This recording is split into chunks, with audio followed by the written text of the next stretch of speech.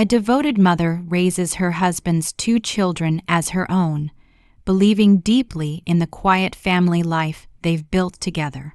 Her husband often praises their children's teacher, Miss Claire, a warm, patient woman who seems genuinely invested in the kids' success. At first, the narrator sees her as an ally, even a friend.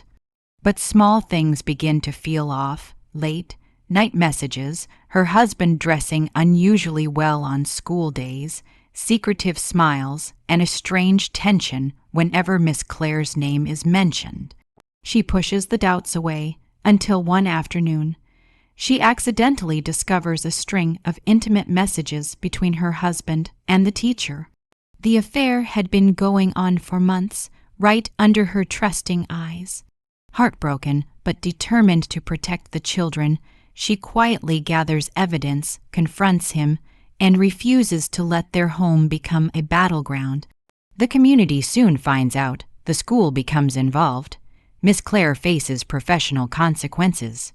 The husband's betrayal costs him his marriage, his children's trust, and his dignity. The narrator slowly rebuilds her life not through revenge, but through strength. She finds independence, emotional clarity, and a healthier future for her children. By the end, she reflects gently on what it means to reclaim one's worth after being deceived by someone you built your world around. I've learned that a family doesn't break in one loud moment. Sometimes it breaks quietly, like the soft snap of a branch you didn't know was holding everything together.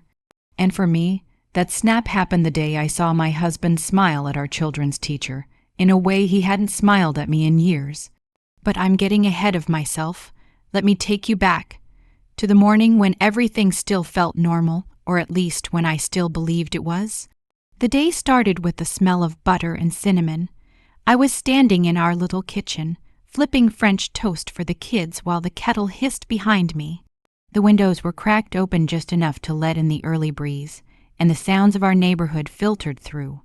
Car engines, a barking dog, someone laughing too loudly at something on their porch. My son, Adam, sat at the table with his backpack already zipped and ready, tapping his pencil against the wood like he was practicing a rhythm only he could hear.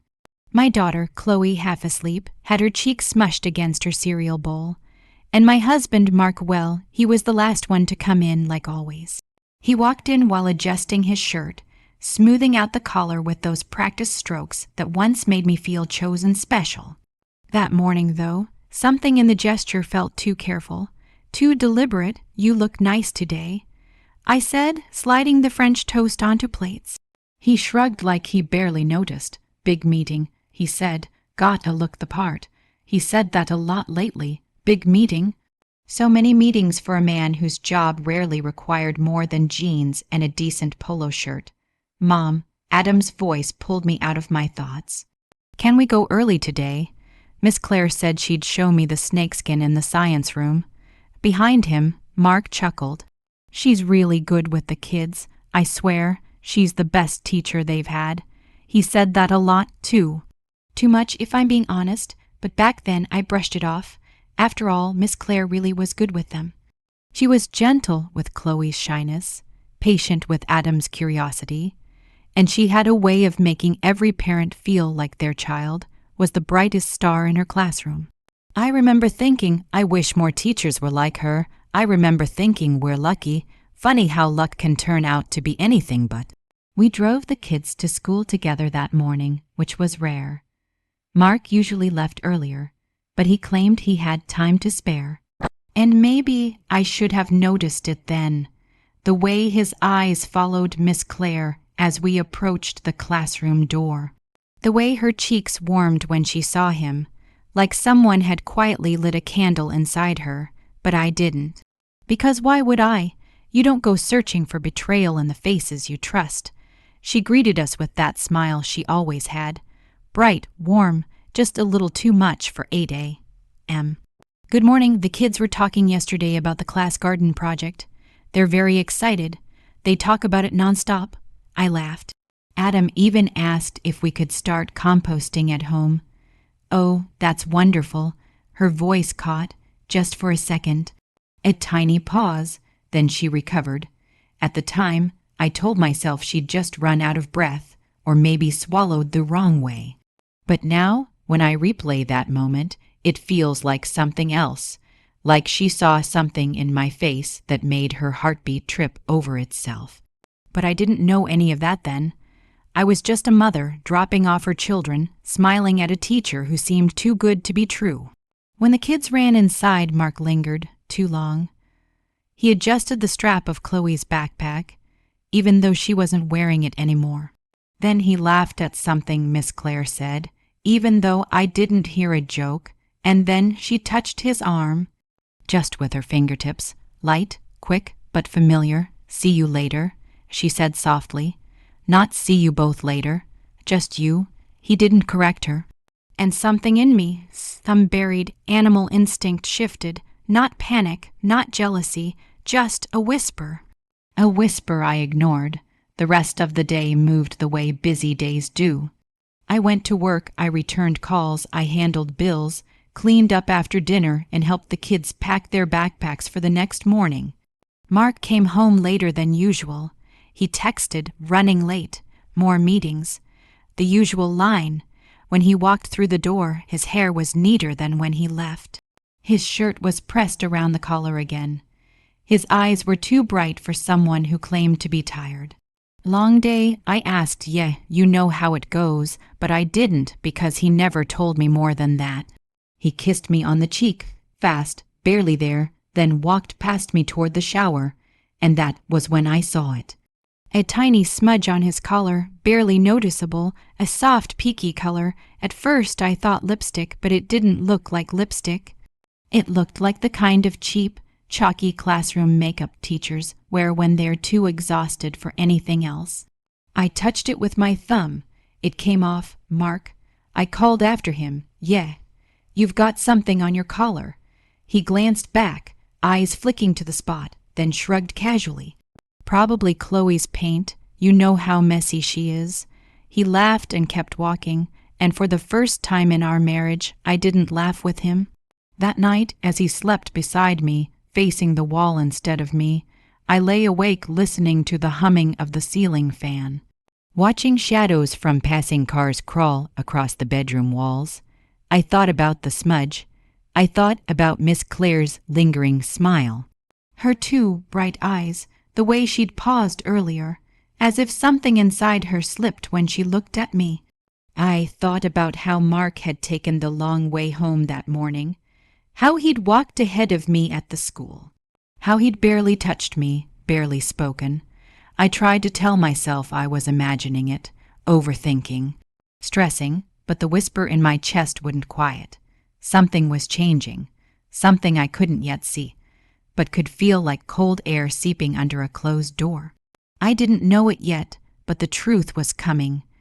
And when it arrived, it would tear through the life I thought I had, leaving nothing but pieces I'd have to learn to rebuild myself. If I'm honest, the first real tremor came a few days later, small enough that it could have been ignored, but deep enough that it lodged itself in my gut. It was a Wednesday, the kind of day where nothing extraordinary happens, the kind of day where the routines you've built over years are supposed to hold steady. I was in the living room, folding laundry into the neat, perfect stacks I'd always made for our family. Adam liked his shirts rolled, Chloe preferred them folded flat, and Mark never cared as long as they were clean. Or at least, that's what he always said. I heard his phone buzz on the kitchen counter once, twice. Then a third time in quick succession. Mark was upstairs in the shower, and normally I wouldn't even think to check his phone. We weren't the kind of couple who kept secrets. Or maybe we were, and I was just the last to know. The buzzing continued. Little vibrations that felt strangely urgent.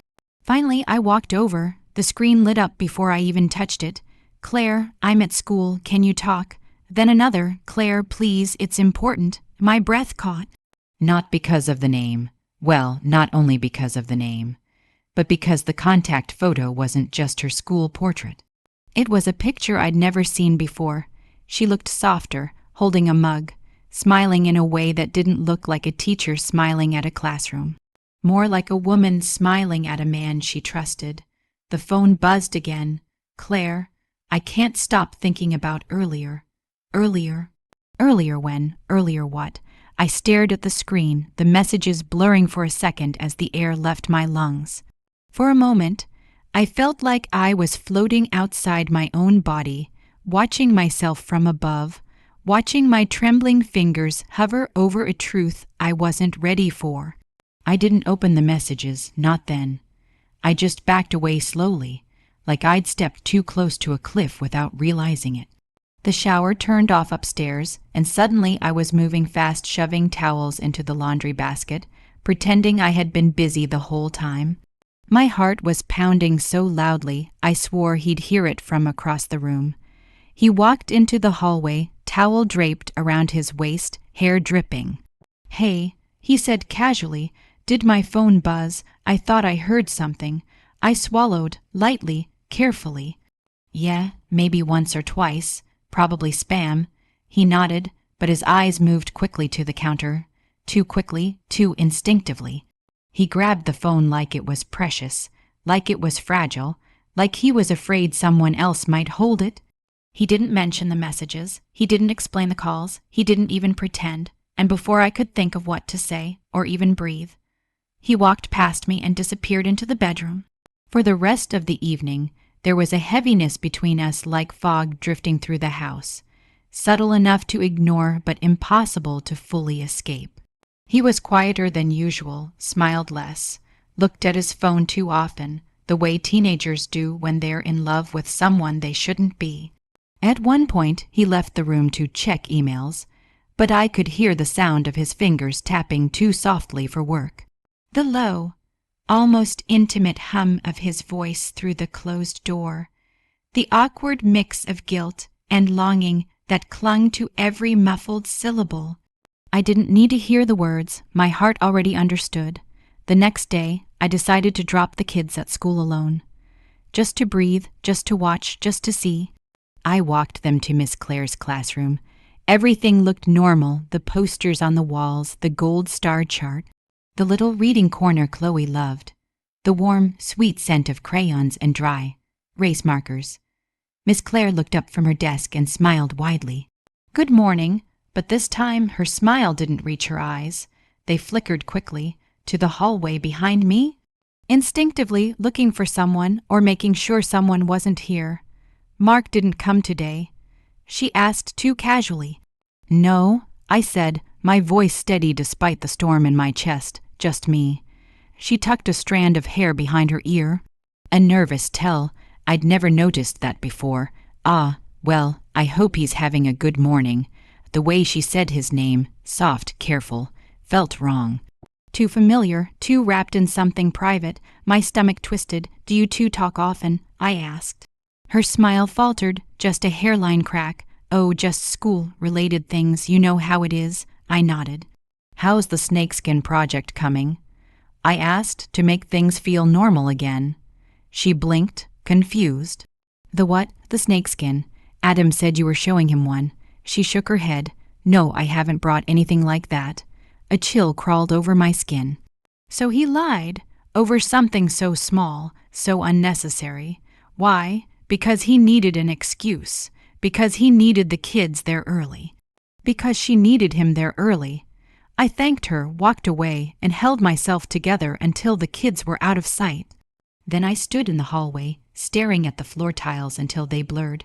My heart wasn't whispering anymore. It was screaming. That evening I tried to test him. Nothing dramatic, just questions. "How was your day? Any big meetings? Did you go by the school today?" "Yes." "Yes," and interestingly, no. He claimed he hadn't, but Claire had already told me otherwise without saying a word. And the lie was so smooth, so practiced, so effortless that something inside me cracked a little, not fully. Not loudly, just enough for air to slip in through the fracture. 3 days passed like this, small lies, quiet glances, late nights, more messages than usual. I wasn't ready to confront him yet, but I was watching now, listening, collecting every detail, every shift in tone, every moment that didn't add up. Because something in me knew the truth wasn't just coming, It was already here, hiding in plain sight, breathing in my home, sitting across from me at the dinner table, and laughing with my children. What I didn't know was that the moment of truth, the true discovery, was going to hit me harder than anything I had imagined. And it would happen in the place I least expected, in the one place I thought I could trust, my own home. I wish I could say things got better after that night, after the rose petals incident, after the dinner gone wrong, after the way my husband's face drained of color when he realized I wasn't as clueless as he thought. But what really happened was quieter and somehow worse. The shift began in small, almost invisible ways, the kind of changes you don't see until you're already drowning in them. Broken heart, the distance that pretends to be normal. My husband started leaving for work just a little earlier. 10 minutes on Monday, 20 on Tuesday. By Thursday, he was out the door before I even finished tying the kids' shoelaces. He'd murmur something like, "Big week, lots of meetings," as if saying it casually made it true. But the tone had changed. It wasn't guilt, it wasn't stress, it was avoidance. He couldn't look me in the eye in the mornings anymore. And the kids noticed more than he realized. "Mama, why does Dad smile at Miss Claire more than us?" My daughter asked me this on a Wednesday afternoon, sitting in the back seat with her knees pulled to her chest. She said it so gently, almost apologetically, like she was afraid of hurting me. My heart cracked in a place I didn't even know existed. "What do you mean, baby?" I asked, turning in the driver's seat. She shrugged, eyes lowering. "When you dropped us off yesterday," he smiled at her like when he sees his birthday cake. The kind of smile kids only recognize when it's special. The kind of smile I hadn't seen from him in months. My breath caught in my throat. I wanted to reassure her, tell her she misunderstood, tell her grown-ups just act differently sometimes. But lying to her felt like teaching her to lie to herself in the future. So I simply said, "Thank you for telling me, sweetheart." And that was the moment I realized my children were becoming witnesses in a story they never asked to be part of. Mobile phone, the message I was never supposed to see the next crack, came on a Saturday morning. He was in the shower. His phone lit up on the nightstand, and at first I wasn't going to touch it. I'm not that woman. I never wanted to be that woman. But when the screen lit up, the preview showed part of a message. "You were right, your wife really doesn't suspect a thing," read. My stomach dropped. I didn't even need to tap the notification. Just that one line rearranged the entire architecture of my world. My hands shook, but I forced myself to breathe, shut my eyes, and focus. In that moment, I wasn't a jilted wife. I wasn't a broken-hearted woman. I was a mother, a protector, someone who needed the truth not for revenge, but for clarity, for survival, for the roadmap out of the storm. By the time he stepped out of the bathroom, whistling as if nothing was wrong, I had already made a silent promise to myself. This ends soon. One way or another, cloud with rain the day everything felt too loud, the tension in our home grew thick, a fog made of unspoken words. Meals were quieter. The kids stopped asking him to help with their homework. He avoided sitting beside me on the couch.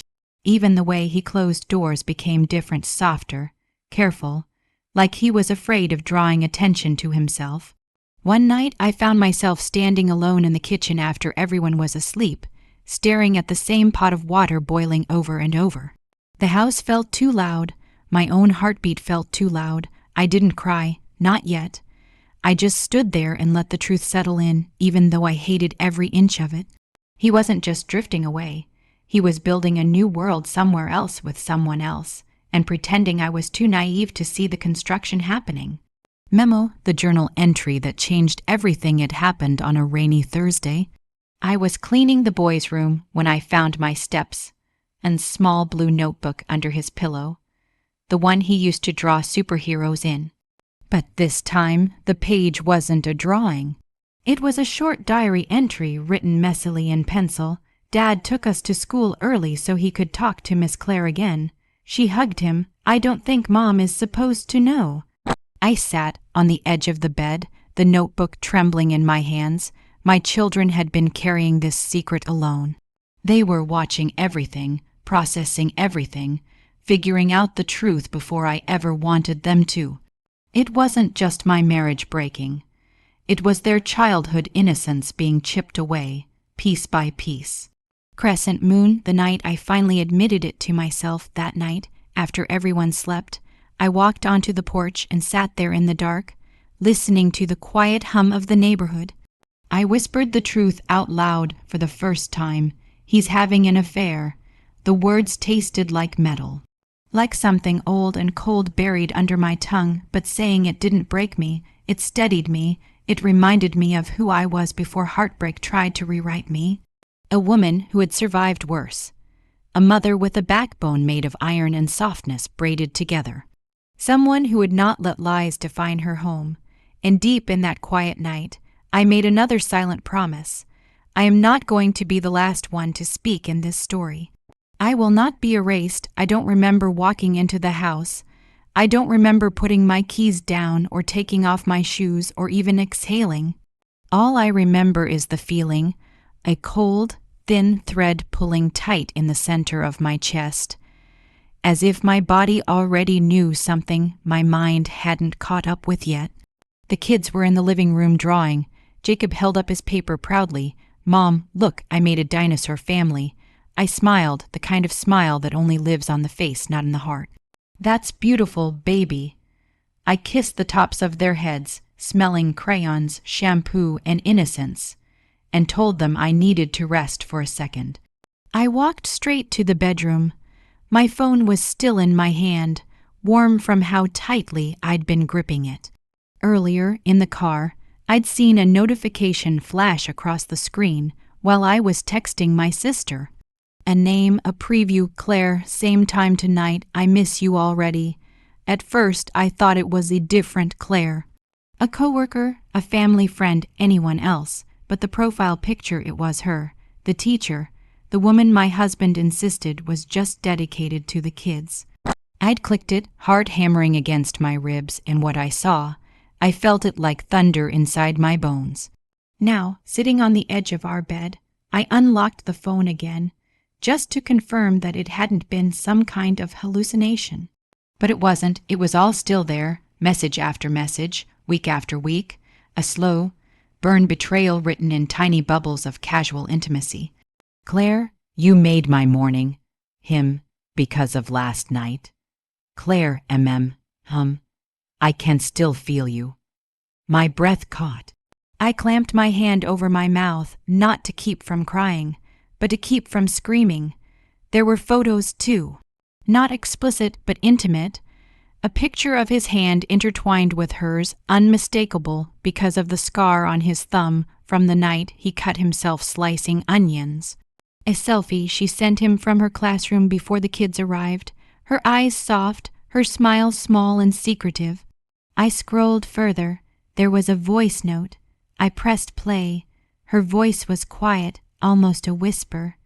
"Thank you for last night. I don't know how to be without you now." My stomach turned so violently I had to put the phone down. I closed my eyes and leaned back on the bed, staring at the ceiling as tears slipped into my hairline. The humiliation crawled under my skin like fire. How long had this been happening? How many nights had he come home, kissed me, and touched my face with hands that had touched her only hours before? How many times had I thanked her for helping the children while she was stealing their father? A sound left me low, broken, unrecognizable. That was when I heard footsteps in the hallway. The bedroom door creaked open. He walked in holding a grocery bag, smiling like nothing in the world was wrong. "Hey, babe, you okay?" His voice, familiar, warm, the one I had trusted more than my own, sounded like a stranger's. I didn't speak. I just held up the phone. His smile froze. He didn't blink. For a long moment, the world held its breath. Then he swallowed and said the weakest, most cowardly thing I've ever heard. "It's not what you think." The words snapped something in me. I stood up slowly, not shaking, not hysterical, just quiet, too quiet. "You're sleeping with her," I said. He opened his mouth, closed it, looked at the floor. I I care about her, yes, he said finally, but it's complicated. A laugh escaped me. It wasn't a happy sound. Complicated. You're married. I'm your wife. These are your children. He stepped forward, reaching for my hand. I pulled away so sharply he flinched. He tried again. Please listen. Claire understands things you don't. She supports me in ways. The air around me went still heavy. You don't. There it was. The final blow. My vision blurred with anger so hot it hummed. She supports you. I whispered. By destroying your family. He pressed his hands to his face, breathing hard. I didn't mean for it to happen. Then what? You tripped and fell into her classroom. You accidentally texted her for 8 months. He winced. Look, he said, voice shaking. I've been stressed. The kids, work, money. It all just piled up, and she was there. I stared at him. That's your excuse, that she was there. He looked small, not guilty enough to erase the betrayal, not remorseful enough to make any difference. I never wanted to hurt you. He whispered. You didn't just hurt me, I said. You broke our children's home. You lied to me every day. You let me look her in the eyes while you were sleeping with her. His jaw clenched. We didn't mean for it to go this far, he said quietly. The phrase stabbed me. He closed his eyes. I saw it in his face, the truth settling into the air like dust after an explosion. There was no accident, no moment of weakness, no misunderstanding. This was intentional, repeated, chosen. I felt something inside me crystallize, not anger, not grief. Clarity. This ends today, I said. Get out of this house. He lifted his head, eyes wide. What? I live here. We can work through. No, I said, voice firm and steady. You don't get to blow up our life and then sleep in the bed you ruined. He tried to approach me again. I stepped back. Leave, I repeated now. The kids' laughter floated from the living room, a cruel contrast to the ruins forming in my chest. He looked toward the hallway, guilt flickering in his eyes. They're not babies anymore, he muttered. They'll understand someday. I stared at him in disbelief. No, I said they won't. He grabbed his jacket with trembling hands, stuffing random things into a backpack, charger, shirts, toiletries, moving like a man who'd been caught in a fire of his own making. When he walked out, he didn't slam the door. He closed it gently, and somehow that hurt more. The house fell into a strange, ringing silence. I sank to the floor. That was the moment the betrayal became real. Not when I saw the messages, not when he admitted it, but when I knew I was now raising our children alone. Not because he died, not because life forced my hand, but because he chose someone else, a teacher. A woman I had admired, a woman I had trusted with my babies, and she had been holding their father in her arms while smiling at me in school hallways. I pressed my forehead to my knees and let myself cry quietly, painfully, and only for a moment. Then I wiped my face, stood up, and went to check on the kids. Because the world could fall apart around me, but those children, they still needed dinner. They still needed homework, help. They still needed me, and I wasn't going to fail them, not like he had. I didn't sleep that night. Not because I was crying. Those tears had already dried to salt on my cheeks. But because my mind refused to slow down. Every time I closed my eyes, I saw their messages again, their laughter, their plans, the little universe they'd built behind my back. I lay in the dark, listening to the soft breathing of the children asleep in their rooms, reminding myself that the world hadn't ended. Not for them, not yet, but for me it was a new world entirely. By morning, the numbness had turned into something steadier, a quiet, anchored kind of determination. Not anger, not revenge, purpose. I made breakfast slowly, methodically slicing the fruit with exact movements, scrambling eggs without letting myself drift into memory. The kids came down sleepy-eyed, unaware that the foundation of our home now had a crack running straight through it. "Where's Dad?" Jacob asked, rubbing his eyes. My heart hesitated, just for a second. "He's staying with a friend for a little while," I said gently. "Why?" he asked. "Grown-up reasons," I said. "But you're safe, and everything is going to be okay." He nodded, accepting that answer the way only a child can, trusting that the adult in front of him would never lie on purpose. I packed their lunchboxes with a little extra care, more fruit, an extra cookie, love disguised as snacks. When I dropped them at school, Miss Claire was in the parking lot. She was wearing a pale blue dress and a cardigan, her hair pulled into a neat bun. She looked warm, approachable, professional. She looked like a woman who should not have been capable of this kind of betrayal. Her eyes met mine, and for a fraction of a second, I swear her smile faltered. I didn't smile back. She took a few steps toward me, cautious, rehearsed. "Good morning," she said softly. "Are the kids okay? They seemed a little quiet." I folded my arms across my chest. "They're fine," I said. "Children usually are. It's the adults who make a mess of things." Her face tightened. "Barely, almost invisible if I hadn't been looking for it. I'm not sure what you mean." I tilted my head, studying her. "You don't have to lie to me," I said. "Not anymore." Her throat bobbed as she swallowed. I think you might be misinterpreting something." "No," I said. "I'm not." For a long moment, we just looked at each other. Her eyes flickered guilt, fear, calculation, like she was testing which version of herself might save her. She finally whispered, "I never meant to hurt you." I exhaled, slow, controlled. "You didn't just hurt me," I said. "You hurt my children." Her expression faltered. "I care about the children," she said earnestly. "That's the part that scares me," I replied. She took a step back, like my words had reached a place she didn't expect. Before either of us could continue, another teacher called her name. She walked away quickly, her shoulders tight, her steps uneven. I stayed still until she disappeared into the building. Then I got into my car, closed the door, and sat quietly in the silence, hands on the wheel, heart steady. Because I knew what I needed to do, not shout, not expose anyone publicly, not destroy reputations out of spite. I needed to protect my children, and to do that, the truth had to be documented cleanly, calmly, legally. I drove home and pulled out a notebook. Not the kind you hide in a drawer, the kind you show to a lawyer. I wrote down everything, dates of late, night meetings, screenshots of messages, pictures of his car parked outside the school after hours.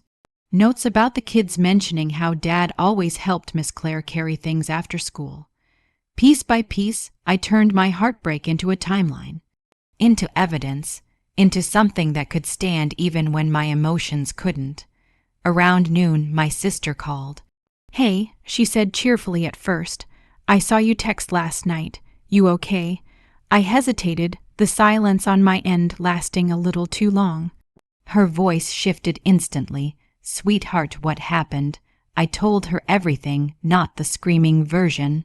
The steady, factual version, the one I'd need later when things got official. By the time I finished, she was breathing hard. "Oh my God," she whispered. "He cheated with the teacher, the kid's teacher. Are you kidding me?" I closed my eyes. "Please don't be angry on my behalf," I said softly. "I need clear thinking right now." She paused, stunned by how calm I sounded. "You're in shock," she said. "No," I replied. "I'm in control." And for the first time since finding those messages, I truly was. That afternoon, I called the school, not the teacher, not the gossiping parents, the principal. When she answered, her voice was warm, professional. "Hello, this is Principal Avery. This is Jacob and Lily's mother," I said. "I need to report something sensitive." There was a beat of silence, the kind administrators are trained to recognize. "I'm listening," she said carefully. I didn't embellish, I didn't dramatize.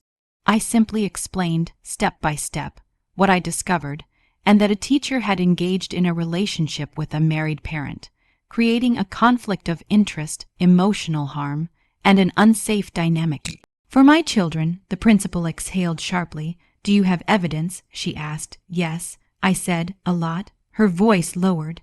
"I'm so sorry. Please email me everything you're comfortable sharing. We'll begin an internal review immediately. Thank you," I said. When I hung up, a strange relief washed over me, not satisfaction, not revenge, just the quiet knowledge that truth was finally being moved into the light. That evening, when my husband texted, "Can we talk?" I stared at the screen for a long time before replying. "We will after I speak with a lawyer." He called me instantly, but I let it ring, because this time I wasn't reacting.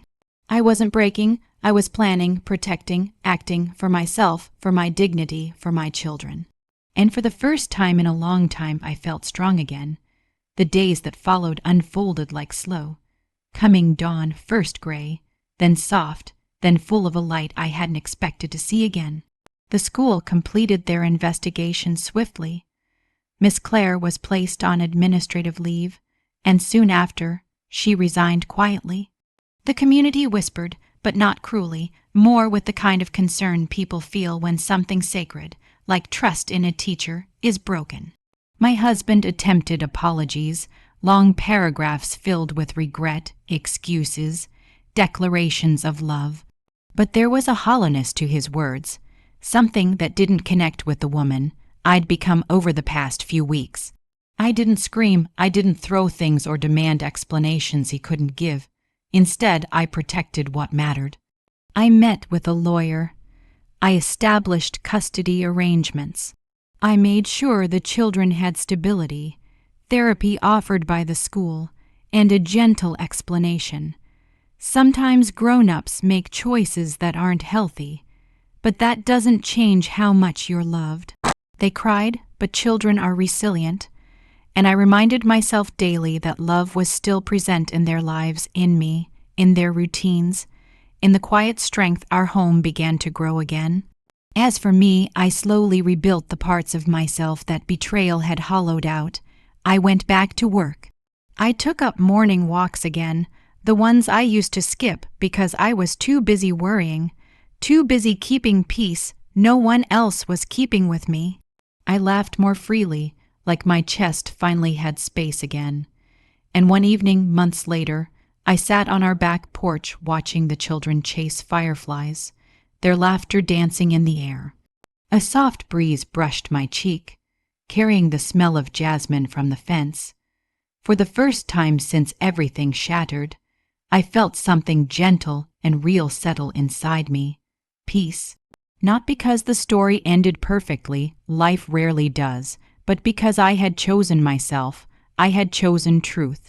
I had chosen to break the cycle of silence, and in doing so, I gave my children a mother who stood tall, even in the storms.